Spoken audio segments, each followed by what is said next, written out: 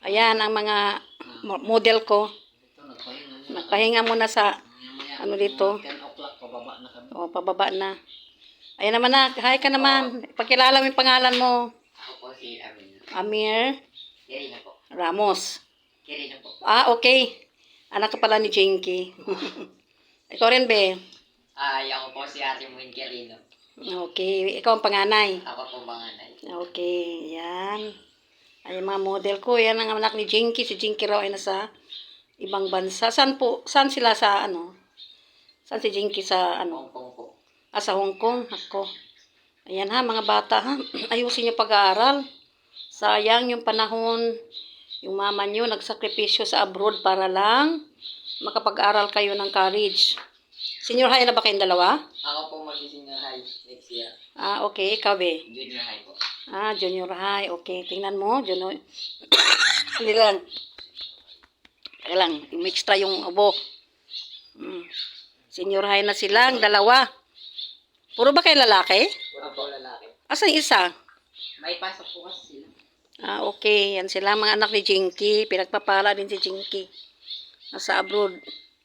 Kaya kayong mga bata, mag-aaral kayong mabuti para kahit papano, maibsan man lang yung masarap din kaya na mag-aaral ang mga anak. Sobra, ibang-iba talaga. Ibang-iba. Ayan. Ayan na. Iriga pa ba ito pa?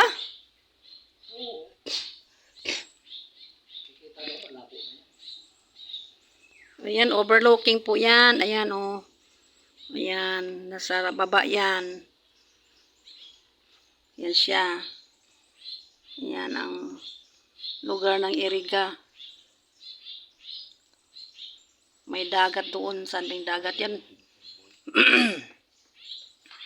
May dagat din pala dito kahit papaano. Hindi lang foggy kasi siya kaya hindi masyadong nakikita. Pero talaga ano yan, overlooking talaga yan siya. Ganda. Ang ganda ng lugar. Pag nagkaedad ka pala, gusto mo na palang talagang magprobinsya. Ang sarap manirahan dito sa probinsya talaga. Tahimik. Makapagnilay-nilay ka. Ayan po ang paligid sa lugar na ito. Kaganda-ganda. Oh, okay. Stop ko na kasi bababa na daw kami. Okay, thank you.